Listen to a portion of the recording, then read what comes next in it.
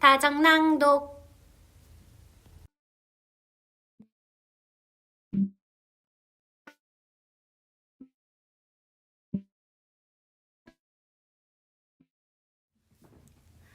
사장 마사. 아침이 되자 어린 하녀가 방에 들어와 불을 지피려고 난로가 양탄자 위에 무릎을 꿇고 타다 남은 재를 시끄럽게 긁어내기 시작했다. 그 소리에 메리는 눈을 떴다. 한동안 누운 채로 그 모습을 바라보다가 방을 둘러보기 시작했다. 이런 방은 한 번도 본 적이 없어서 묘하고 음침하다고 느꼈다. 벽에는 숲속 풍경이 수놓아진 테피스트리가 드리워져 있었다. 나무 아래에는 기괴할 만큼 화려한 옷차림의 사람들이 있었다.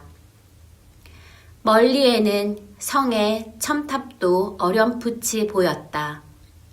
사냥꾼, 말, 개와 귀부인들까지 메리는 그들과 함께 숲 안에 있는 듯한 기분이 들었다.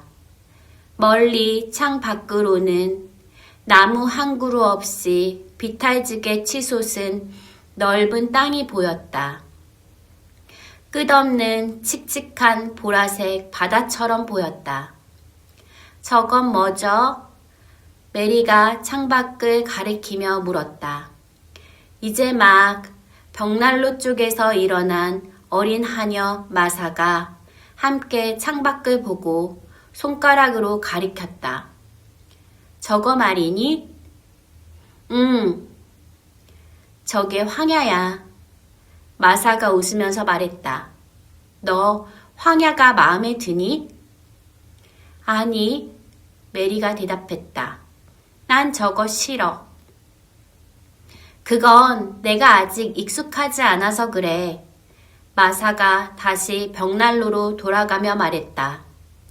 지금은 너무 크고 휑하다고 느낄 테지만 나중에는 너도 좋아하게 될 거야. 너는 좋아해? 메리가 물었다. 그럼 나는 좋아하지. 마사가 난로 울타리를 싹싹 닦으며 명랑하게 말했다. 난 황야를 좋아해. 휑한 게 아니라니까. 향기 좋은 것들이 저 속에 자라고 있어. 봄과 여름에는 아주 예뻐. 금작화랑 부름이나 희더가 꽃을 피우면 말이야. 공기도 엄청 상쾌하고 하늘은 그렇게 높아 보이고 별이랑 종달새가 위위 노래하는 소리도 정말 좋아. 아휴, 난 황야 떠나서 살라면 어디라도 싫어. 메리는 진지하고 어리둥절한 표정을 지으면서 마사의 말을 듣고 있었다. 인도에서 메리가 겪은 토착 하인들은 마사 같은 부류가 아니었다.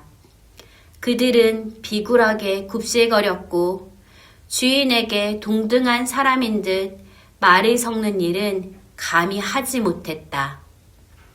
그들은 합장을 하면서 절을 하고 가난한 이들의 보호자 같은 과장된 호칭을 붙여가며 말을 했다. 인도 하인들은 부탁이 아니라 명령을 받았다. 부탁합니다. 고맙습니다.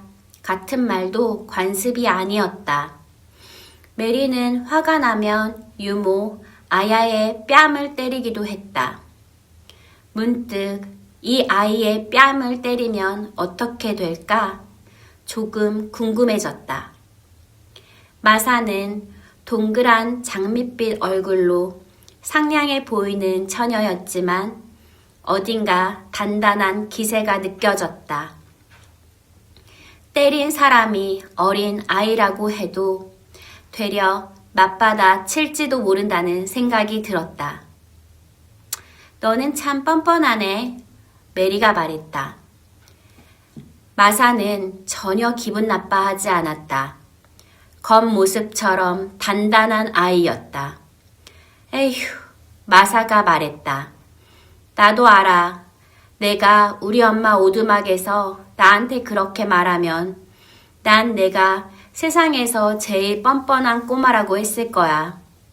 그래도 이 집에서는 예의 차려야 하니까 여기에 오기 전에 대꾸하면 안 된다고 들었어. 그거 말곤 나는 괜찮아. 나는 네가 마음에 들어. 메리는 뭐라고 해야 할지 몰랐다. 평생 이런 식으로 대화를 나눠본 적이 없었다. 하인이 메리를 군주처럼 모시는 대신 사람으로 대했다. 메리는 그것이 은근히 마음에 들었다. 마사를 좋아하게 될지도 모르겠다고 느꼈다. 내가 내 옷을 입히니? 메리가 물었다. 그래, 마사가 대답했다. 그런데 언젠가는 너도 혼자 옷 입는 법을 배워야 해. 우리 엄마는 네가 어떻게 늘 남한테 시중받으면서도 견디는지 모르겠다고 하시더라. 메리는 대답하지 않았다. 인도에서 하인들이 합장을 하면서 메리에게 존귀하신 분이라고 부르던 것이 떠올랐다. 마사는 일을 하면서도 말하는 게 익숙한 듯 계속해서 떠들었다. 너 아이들 얘기는 들었어? 마사가 물었다. 아니, 메리가 말했다. 크레이븐 씨한테 아이가 하나 있어. 마사가 말했다. 그 애는 몸이 불편해. 태어날 때부터 건강하지 못했어. 참 딱하지? 우리 엄마한테는 조카야. 그 애가 이 집에 온 지 10년이나 됐는데 방에서 나온 적이 한 번도 없어. 남들이 쳐다보는 것을 끔찍히 싫어하거든. 메리는 호기심으로 눈이 반짝거렸다. 이름이 뭐야? 메리가 물었다. 콜린. 마사가 대답했다. 그 애는 크레이븐 씨의 돌아가신 부인 아들이야. 난 그 아이가 오래 못 살 것 같아. 태어났을 때부터 다들 그렇게 말했어. 그런데 좋아지지도 않고 점점 더 나빠지기만 해. 그 애가 죽을 거라고 생각해? 메리가 물었다. 그래, 난 그래. 마사가 대답했다. 그리고 스스로도 빨리 죽고 싶어 하는 것 같아. 응석이 너무 심해서 못 살 거야. 소리 지르고 아무도 손을 못 대게 해. 등에 혹이 생길까봐 엄청 겁을 먹고 있거든. 늘 자기는 죽을 거라고만 생각해. 그 생각에 너무 사로잡혀 있달까? 메리는 침대에서 일어나면서 마사를 바라보았다. 그럼 하루 종일 뭘 해? 메리가 물었다. 아무것도 안 해. 마사가 말했다. 그림책 보고 책 읽고 의사랑 얘기하고. 근데 신선한 공기 마시러 밖에 나간 적이 한 번도 없어. 정원을 본 적도 없어. 메리는 호기심이 더 생겼다. 밖에 진짜로 한 번도 안 나갔어? 메리가 물었다. 한 번도 안 나갔어. 마사가 대답했다. 다른 사람이 안아서 밖으로 데리고 나가는 것도 못하게 해. 의사는 어떻게든 밖에 나가야 한다고 하는데 콜리는 절대 안 해. 공기가 무섭다나? 공기 마시면 죽는다고 믿어. 메리는 호기심과 흥분이 뒤섞이는 것을 느꼈다. 아픈 남자아이는 한 번도 못 봤다. 인도에서는 누가 아프면 아이는 눈에 띄지 않게 물러나 있으라고 했다. 병은 커다란 불행이자 불길한 징조로 여겨졌기 때문이다. 메리는 인도에선 의사 얼굴조차 본 적이 없었다. 메리는 콜린이 보고 싶었다. 콜린은 못생긴 아이야? 마사가 약간 얼굴을 붉혔다. 아니, 마사가 대답했다. 그렇진 않아. 예쁜 아이야. 근데 성격이 너무 심술궂고 까칠해서 추한 아이가 돼. 엄마 말로는 잘하기만 하면 요크셔에서 제일 잘생긴 남자 중에 하나가 될 거래. 근데 못 자랄 거야. 죽을 테니까. 메리는 마지막 말을 잘 이해하지 못했다. 죽음에 대해서 깊이 생각해 본 적이 없었다. 자신도 한두 번 아팠지만 나았고 그래서 콜린이 정말로 죽을 거라고 믿기는 어려웠다. 너 그 아이를 좋아해? 메리가 물었다. 에휴, 마사가 한숨을 쉬었다. 난 그 아이가 불쌍해. 근데 불쌍한 아버지도 불쌍해. 크레이븐 씨는 부인이 죽고 나서 계속 이상하거든. 집을 싫어해. 멀리 떠나서 오래 있다가 돌아와. 누구든지 자기를 귀찮게 하는 것을 싫어해. 네가 그분을 못 보는 것도 그래서야. 메리는 메들록 부인이 한 말을 떠올렸다. 그 분이 방해받는 것을 싫어하면 메리가 말했다. 왜 나를 여기로 오게 했지? 마사의 표정이 조금 난처해졌다. 글쎄, 마사가 대답했다. 다른 사람이 없잖아. 그리고 그분에겐 일종의 의무 같은 거지.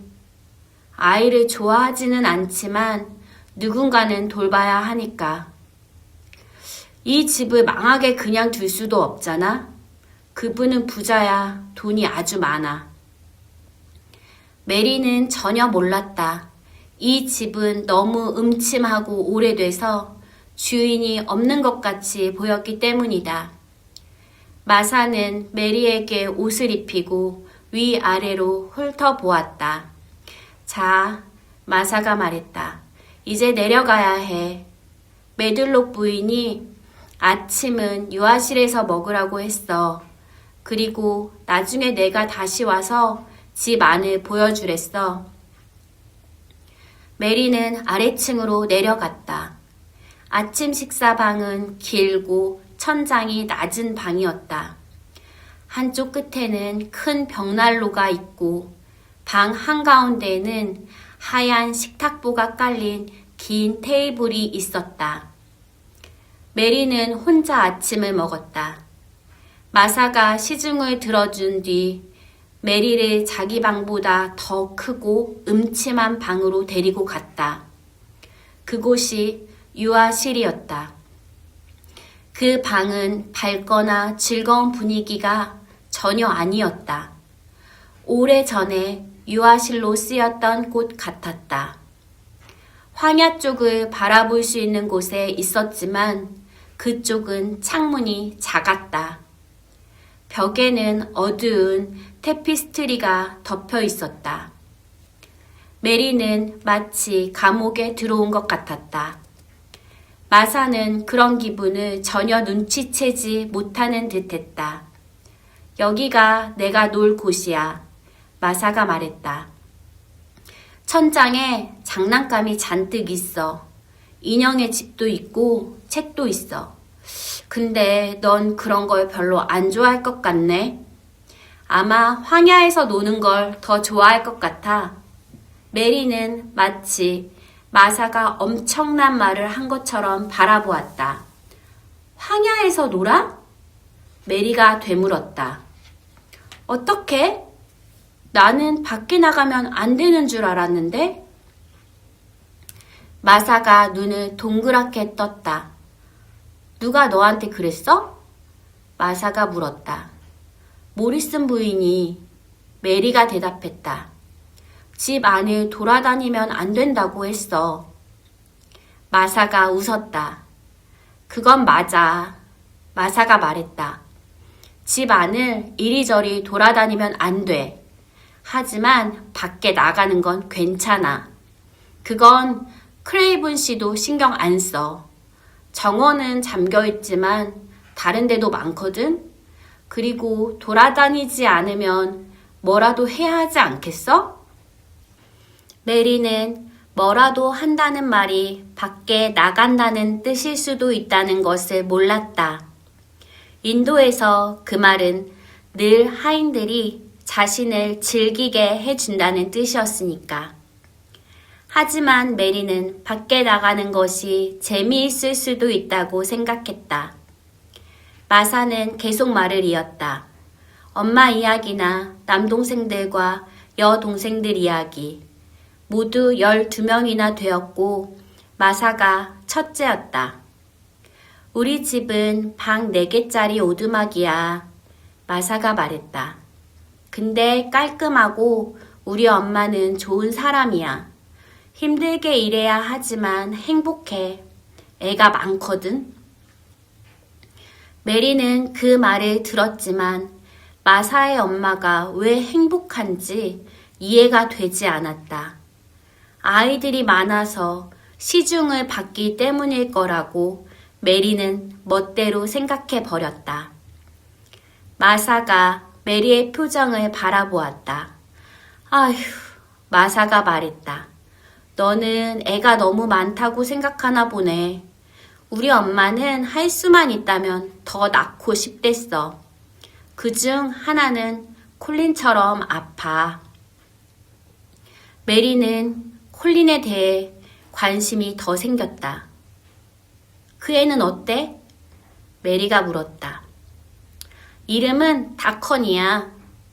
마사가 말했다. 12살이고 다리를 절지만 어린 산토끼처럼 뛰어다녀. 엄마 말로는 태어날 때부터 그랬다는데 다커는 전혀 대수롭게 여기지 않아. 한 번도 불평한 적이 없지. 메리는 질문을 잔뜩 했다. 마사는 모두 대답해 주었고 그 외에도 더 많은 이야기를 해 주었다. 황야나 벤 웨더스테프에 대해서 그리고 정원들에 대해서도 말이다. 여기엔 아무도 들어가지 않는 정원이 하나 있어. 마사가 말했다. 크레이븐 부인의 정원이었는데 닫혀 있어. 부인이 죽고 나서 크레이븐 씨가 문을 잠갔어. 그 뒤로 아무도 들어간 적이 없어. 메리의 심장이 쿵쿵 하고 뛰었다. 비밀의 정원. 메리가 말했고 눈이 반짝반짝 빛났다. 마사는 메리를 불안하다는 표정으로 바라봤다. 그곳은 내가 갈 곳이 아니야. 마사가 말했다. 그 정원에 대해서 절대 질문하면 안 돼. 메들록 부인이 화를 낼 거야. 메리는 하지 말라는 말을 듣는 것에 익숙하지 않았다. 입으로는 조용히 있었지만 속으로는 그래도 꼭 그 정원에 대해 알아낼 거라고 마음먹었다. 마사가 나가고 나자 메리는 유아실을 둘러보았다. 천장에는 장난감이 있었지만 전혀 관심이 생기지 않았다. 창가로 가서 황야를 바라봤다. 고요했다. 비는 그쳤고 창백한 햇빛이 비치고 있었다. 메리는 밖으로 나가기로 마음먹었다. 방 문을 열고 복도로 나갔다. 복도는 어제보다도 길고 더 어둡게 느껴졌다. 메리는 계속 걸으면서 밖으로 통하는 문을 찾아내고야 말겠다고 생각했다. 마침내 문 하나를 찾아 밖으로 나갔다. 작은 안뜰 같은 곳이었다. 집을 따라서 빙 돌 수 있는 길이 나 있었다. 메리는 그 길을 따라갔다. 공기는 차고 축축했지만 신선했다. 메리는 계속 걷다가 마침내 정원사인 벤 웨더스테프를 만났다. 그는 땅을 파고 있었다. 벤이 고개를 들어서 메리를 보았는데 그의 얼굴이 어두워지는 것을 메리는 알아챘다. 넌 여기서 뭘 하는 거냐? 그가 말했다. 내가 내 눈앞에서 얼씬거리지 말라고 했지? 정원을 보러 왔어요. 메리가 말했다. 정원이 너무 많잖아요. 두리번거리지 마. 벤이 말했다. 내 방으로 돌아가. 메리는 성질이 확 치밀었다. 난 하고 싶은 대로 할 거예요. 메리가 말했다. 당신은 내 하인도 아니잖아요. 벤이 눈을 번뜩였다. 그래, 아니지. 벤이 말했다. 앞으로도 아닐 거고 난 크레이븐 씨 하인이야. 난 그분이 시키는 대로 해. 그분은 네가 정원에 있는 것을 원하지 않아. 메리는 고집을 부렸다. 하지만 난 정원에 있고 싶어요. 메리가 말했다. 메리는 뒤돌아서서 길을 따라 걸어갔다. 어디로 가는지는 몰랐지만 돌아갈 생각은 없었다. 담쟁이 덩클로 뒤덮인 긴 담장에 도착했다. 메리는 담장을 따라서 걸었고 어딘가에 무엇인지 모를 것이 자신을 기다리고 있다는 상상을 했다. 짹 하는 소리가 들리더니 붉은 가슴 울새 한 마리가 담장 위로 날아올랐다. 그 새는 메리를 원래 알고 있었다는 눈빛으로 바라봤다. 너, 메리가 새에게 말했다. 비밀의 정원이 어디인지 알아? 울새는 통통 뛰며 짹짹 울었다. 마치 대답하는 것처럼 보였고 메리는 새를 따라갔다. 울새는 담장을 따라서 날다가 담쟁이가 유난히도 무성한 곳 근처에 멈춰 내려앉았다. 메리는 자세히 들여다보았다. 문 같은 윤곽이 눈에 들어왔다. 메리는 손으로 담쟁이 덩쿨을 헤쳐보았다. 거기에 문이 있었다. 그런데 문에는 열쇠 구멍이 있었다. 메리의 심장이 빠르게 뛰었다. 비밀의 정원문이야. 메리가 속삭였다. 메리는 열쇠 구멍으로 안쪽을 들여다보았지만 안쪽이 너무 어두워서 아무것도 보이지 않았다. 울새가 다시 짹짹거리더니 저 멀리 날아가 버렸다. 메리는 그 자리에 서서 놀랍고도 두려운 것을 찾아낸 것 같은 기분에 휩싸였다. 메리는 천천히 돌아갔다. 누구에게도 들키고 싶지 않았다. 메리에게는 이제 자신만의 비밀이 생긴 것이다. 다시 벤 웨더스태프를 마주쳤지만 메리는 아무 말도 하지 않았다. 벤은 의심스러운 눈길로 메리를 바라보았다. 어디 갔다 왔어? 벤이 물었다. 그냥 구경했어요. 메리가 말했다. 벤이 콧방귀를 뀌었다. 사고 칠 짓을 했다는 걸 딱 알겠다. 그가 중얼거렸다. 메리는 눈을 반짝거렸다. 안 했거든요? 메리가 말했다. 벤은 잠시 메리를 가만히 바라보다가 뜻밖에도 꾸짖지 않았다. 그리고는 다시 땅을 파기 시작했다. 메리는 벤을 멍하니 바라보고 있었다. 왜 자리를 뜨지 않았는지 자신도 잘 몰랐다. 그때 울새가 또 날아내려와 근처에서 통통 튀었다. 벤의 거칠고 무서운 얼굴이 조금 누그러졌다. 저 세 마리다. 벤이 말했다. 내 친구는 저놈 하나뿐이야. 매일 나를 보러 와. 메리는 울새를 바라봤다. 정말로 작은 사람처럼 친근해 보였다. 저 새는 정원에서 살아요? 메리가 물었다.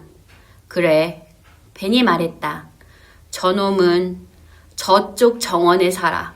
닫혀버린 정원이지. 지금은 아마 외로울 거야. 메리는 아무렇지 않은 척 하려고 애썼다. 왜 닫혀있죠? 메리가 물었다. 벤의 눈이 날카로워졌다. 질문하지 말라고 했지? 벤이 말했다. 메리는 뺨이 뜨겁게 달아올랐지만 물러서지 않았다. 난 그냥 새 이야기만 물었잖아요. 메리가 말했다. 벤은 다시 퉁명스러운 콧소리를 냈다. 하지만 메리를 쫓아내지는 않았다. 그는 투덜거리면서도 이야기를 하기 시작했다. 정원을 사랑했던 크레이븐 부인의 이야기, 그리고 부인이 죽은 뒤에 크레이븐 씨가 그 정원을 도저히 볼 수 없어서 문을 잠가버린 이야기였다. 메리는 집중해서 열심히 들었다. 닫힌 정원 이야기를 듣는 게 좋았다. 뭔가 신비로운 것 근처에 서 있는 기분이 들었다. 벤이 말을 멈추고 메리를 바라봤다. 네가 생각이 있다면 말이다. 벤이 말했다. 그 정원 근처에는 얼씬도 하지 마라. 네가 갈 곳이 아니야. 메리는 아무 말도 하지 않았다. 하지만 속으로는 분명하게 다짐했다. 꼭 갈 거야. 벤은 몸을 돌려서 낮고 부드러운 휘파람을 불었다. 그때였다. 놀라운 일이 일어났다. 공기를 가르는 부드러운 날갯짓 소리가 들리더니 붉은 가슴 울새가 날아와서 정원사의 발 가까이에 있는 큰 흙둥이에 내려앉았다. 왔다. 늙은 정원사가 킥킥 웃으면서 말했다. 그리고는 마치 아이에게 말하듯 다정히 새에게 말을 걸었다. 어디 갔다 왔니? 이 뻔뻔한 꼬마 녀석. 오늘 내 녀석을 처음 보는데 이 계절에 벌써 구애를 시작한 거냐? 너무 성급하구만. 새는 조그만 머리를 갸웃거리고 검은 이슬방울 같은 밝고 부드러운 눈으로 벤을 올려다 보았다. 낯설어하는 기색이나 겁내는 기석이 전혀 없었다. 씨앗과 벌레를 찾으면서 통통 뛰어다녔다. 어쩐지 사람처럼 보여서 메리의 마음에 묘한 감정이 일었다. 새는 통통한 작은 몸, 섬세한 부리와 가느다란 다리를 갖고 있었다. 부르면 항상 와요? 메리가 속삭이듯 작게 물었다. 그래, 오지. 벤이 말했다. 저 놈을 난 새끼 때부터 봤어. 지금은 닫힌 저쪽 정원에 있는 둥지에서 나왔지. 처음에 담을 넘어 날아왔을 때는 며칠 동안 다시 넘어갈 힘이 없었어. 그때 우리가 친해졌지. 나중에 다시 담 너머로 갔다가 돌아왔는데 다른 새끼들은 다 사라지고 저놈만 남았더구나. 외로웠던 거지. 그래서 다시 나한테 온 거야.